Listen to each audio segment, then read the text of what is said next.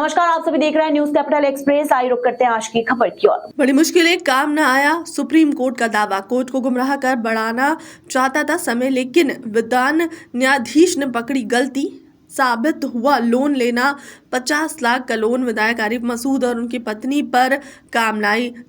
चापलूसी विधायक की जाना तय। कोर्ट ने 3 जनवरी तक की विधायक मध्य विधान के बीजेपी प्रत्याशी ध्रुव नारायण सिंह ने लगाई था। हाई कोर्ट में जानकारी छुपाने का मामला। ध्रुव नारायण सिंह बोले, थोड़ा इंतजार कीजिए।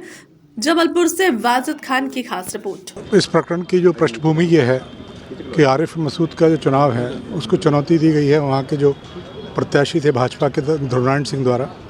तो उस याचिका को निरस्त करने के लिए उन्होंने एक आवेदन लगाया था जो माननीय उच्च न्यायालय ने पूर्व में निरस्त कर दिया था, जिसके विरुद्ध वो लोग सुप्रीम कोर्ट गए। वहाँ जाकर उन्होंने गलत बयानी करी और ये कहा कि जिन दस्तावेजों के आधार पर कर्ज को छुपाने के तथ्य प्रस्तुत किए गए हैं वे फर्जी हैं, कूट रचित हैं।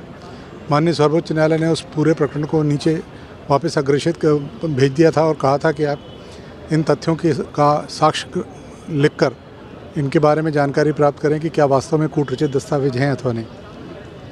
माननीय न्यायालय ने गवाहों के बयान लिए, परीक्षण किया गया। उसके बाद आज अंतिम तर्क के लिए नियत था। अंतिम तर्क सुनने के बाद दोनों पक्षों के माननीय उच्च न्यायालय ने यह निर्धारित किया है कि जो दोनों दस्तावेज हैं जिनके आधार पर यह दावा किया जा रहा है कि उन्होंने बहुत बड़ी राशि अपने और अपने पत्नी के नाम पर ऋण पर के तौर पर ले रखी थी और जिसको छुपाकर नामांकन भरा था, वो सत्य दस्तावेज हैं, अधिकृत अधिकारी के द्वारा जारी किए दस्तावेज हैं।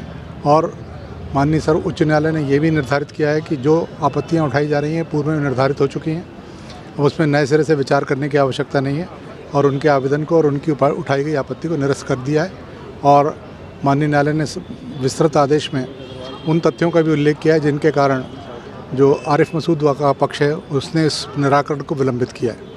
बैंक मैनेजर से भी पूछताछ हुई थी? बैंक मैनेजर से पूछताछ हुई थी। बैंक मैनेजर ने प्रारंभ में तो असत्य कथन करने का प्रयास किया था, परंतु जब उनका माननीय न्यायालय द्वारा और हमारे द्वारा कूट परीक्षण किया गया तो उनको स्वीकार करना पड़ा कि दोनों दस्तावेज उनके द्वारा जारी किए गए हैं, इनमें जो जानकारी दी गई है वो सत्य है, बैंक के अभिलेखों के अनुरूप है और ये दस्तावेज उन्होंने वास्तविक वस्तुस्थिति सुनिश्चित करने के बाद जारी किए।